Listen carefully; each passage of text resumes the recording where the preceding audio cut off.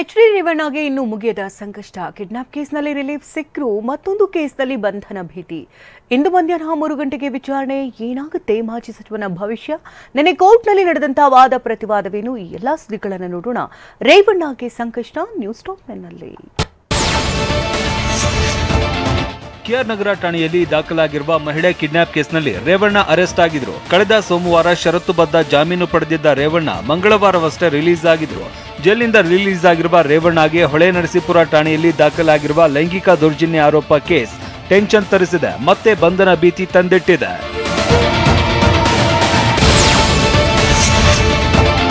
ಹೊಳೆನರಸೀಪುರ ಠಾಣೆಯಲ್ಲಿ ದಾಖಲಾದ ಲೈಂಗಿಕ ದೌರ್ಜನ್ಯ ಪ್ರಕರಣದಲ್ಲಿ ಎಚ್.ಡಿ. ರೇವಣ್ಣ A1 ಆಗಿದ್ದು, ಪ್ರಜ್ವಲ್ A2 ಆಗಿದ್ದಾರೆ. ಸದ್ಯ ರೇವಣ್ಣಗೆ ಈ ಕೇಸ್ನಲ್ಲೂ ಬಂಧನ ಭೀತಿ ಇದ್ದು, ನಿನ್ನೆ ಜಾಮೀನಿಗೆ ಅರ್ಜಿ ಸಲ್ಲಿಸಿದ್ರು. ಬೆಂಗಳೂರಿನ 42ನೇ ACMM ಕೋರ್ಟ್ನಲ್ಲಿ ಅರ್ಜಿ ವಿಚಾರಣೆ ನಡೆಯಿತು. ಎಸ್ಐಟಿ ಪರ ಎಸ್ಪಿಪಿ ಜೈನಾ ಕೊಥಾರಿ, ರೇವಣ್ಣ ಪರ ವಕೀಲ ಅರುಣ್ ವಾದ ಮಂಡಿಸಿದ್ರು. ರೇವಣ್ಣ ಸಲ್ಲಿಸಿದ ಜಾಮೀನು ಅರ್ಜಿಗೆ ಎಸ್ಐಟಿ ಎಸ್ಪಿಪಿ ಜೈನಾ ಕೊಥಾರಿ ಆಕ್ಷೇಪಣೆ ಸಲ್ಲಿಸಿದ್ರು. ನಿಮ್ಮ ಉಬ್ಬಿದ ರಕ್ತನಾಳಗಳ ಸಮಸ್ಯೆಗೆ ಎವಿಸ್ ಆಸ್ಪತ್ರೆಯಲ್ಲಿ ಕೇವಲ 30 ನಿಮಿಷದ ಲೇಸರ್ ಚಿಕಿತ್ಸೆಯೊಂದಿಗೆ ಮುಕ್ತಿ ಹೊಂದಬಹುದು. ಹೆಚ್ಚಿನ ವಿವರಗಳಿಗಾಗಿ ಸಂಪರ್ಕಿಸಿ 8088837300.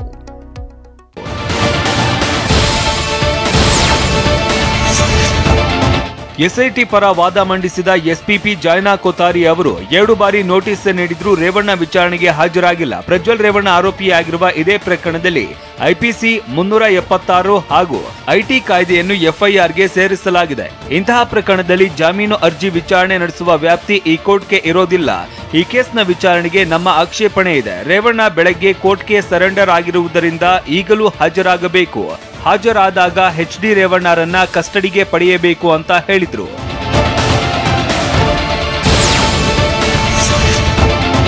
ರೇವಣ್ಣ ಪರ ವಾದ ಮಂಡಿಸಿದ ವಕೀಲರಾದ ಅರುಣ್, ಈ ಕೇಸ್ನಲ್ಲಿ ರೇವಣ್ಣ ವಿರುದ್ಧ ಜಾಮೀನು ರಹಿತ ಅಪರಾಧಗಳಿವೆ ಅಂತ ಸ್ವತಃ ಎಸ್ಐಟಿ ಕೋರ್ಟ್ಗೆ ಹೇಳಿಕೆ ನೀಡಿದ್ದರಿಂದಲೇ ನಿರೀಕ್ಷಣಾ ಜಾಮೀನು ಅರ್ಜಿ ಹಿಂಪಡೆಯಲಾಗಿದೆ.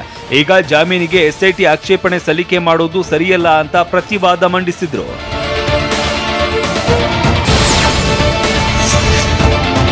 ರೇವಣ್ಣ ಪರ ವಕೀಲರ ವಾದಕ್ಕೆ ಆಕ್ಷೇಪಣೆ ವ್ಯಕ್ತಪಡಿಸಿದ SIT SPP Jaina Kothari, H D. Revanna ನಿನ್ನೆ ಬೆಳಿಗ್ಗೆ ಕೋರ್ಟ್ಗೆ ಸರೆಂಡರ್ ಆಗಿದ್ದಾರೆ.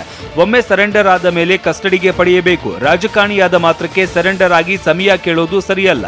ರೇವಣ್ಣರನ್ನ ನ್ಯಾಯಾಂಗ ಬಂಧನಕ್ಕೆ ನೀಡಬೇಕು.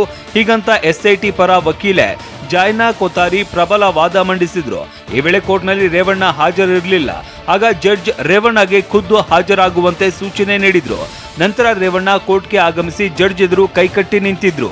ಆಗ ರೇವಣ್ಣ ಪರ ವಕೀಲರು ವಾದ ಮುಂದುವರಿಸಿದ್ರು.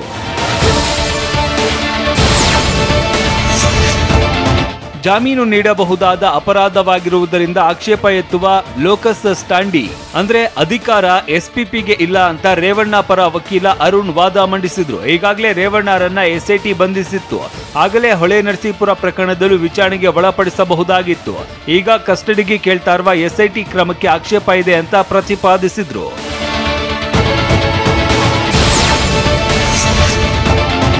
ರೇವಣ್ಣ ವಕೀಲರ ವಾದಕ್ಕೆ ಆಕ್ಷೇಪ ವ್ಯಕ್ತಪಡಿಸಿದ ಎಸ್ಐಟಿ ಪರ ವಕೀಲೆ ಜೈನಾ ಕೊಥಾರಿ, ಈ ಪ್ರಕರಣದಲ್ಲಿ ಜಾಮೀನು ರಹಿತ ಸೆಕ್ಷನ್ಗಳಿವೆ. ಹೀಗಾಗಿ ಮ್ಯಾಜಿಸ್ಟ್ರೇಟ್ ಕೋರ್ಟ್ನಲ್ಲಿ ಈ ಜಾಮೀನು ಅರ್ಜಿ ವಿಚಾರಣೆ ಊರ್ಜಿತವಾಗುವುದಿಲ್ಲ ಅಂತ ಜಾಮೀನು ಅರ್ಜಿಯ ಕಾನೂನು ಬದ್ಧತೆಯನ್ನ ಪ್ರಶ್ನಿಸಿದ್ರು. ವಾದ ಪ್ರತಿವಾದ ಆಲಿಸಿದ ಜಡ್ಜ್ ಕೆಲ ಹೊತ್ತು ರೇವಣ್ಣರನ್ನ ಕೋರ್ಟ್ ಕಸ್ಟಡಿಗೆ ನೀಡಿದ್ರು. ಆದೇಶ ಪ್ರಕಟಿಸುವವರೆಗೂ ಕುಳಿತಿರುವಂತೆ ಸೂಚಿಸಿದ್ರು.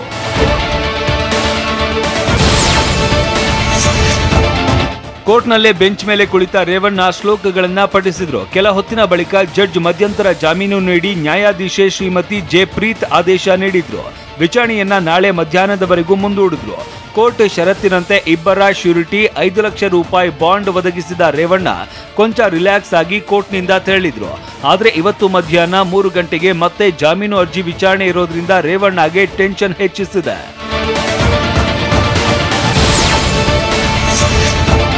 ಪೆನ್ಡ್ರೈವ್ ಪ್ರಕರಣದ ಹಿಂದೆ ಸರ್ಕಾರದಲ್ಲೇ ಇರುವ ದೊಡ್ಡ ತಿಮಿಂಗಿಲ ಹಿಡಿಯಿರಿ ಅಂತ ಪರೋಕ್ಷವಾಗಿ ಡಿಕೆಶಿ ವಿರುದ್ಧ ವಾಗ್ದಾಳಿ ನಡೆಸಿದ್ದ ಮಾಜಿ ಸಿಎಂ ಕುಮಾರಸ್ವಾಮಿ ಮತ್ತೆ ಗುಡುಗಿದ್ದಾರೆ. ತಿಮಿಂಗಿಲ ಯಾರು ಅಂತ ಹೇಳಲಿ ಅಂತ ಹೇಳಿದ್ದ ಗೃಹ ಸಚಿವ ಪರಮೇಶ್ವರ್ಗೆ ಪ್ರತ್ಯುತ್ತರ ನೀಡಿದ್ದಾರೆ.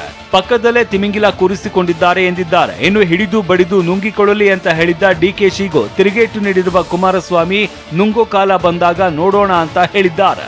ಯಾರು ಬೇಕು ಅವ್ರು ಹಿಡಿದು ಪಡೆದು ಎಲ್ಲಾರನ್ನೂ ತಂದು ಒಳಗಾಕಿ ಅವರನ್ನು ನುಂಗ್ಕೊಳ್ಳಿ.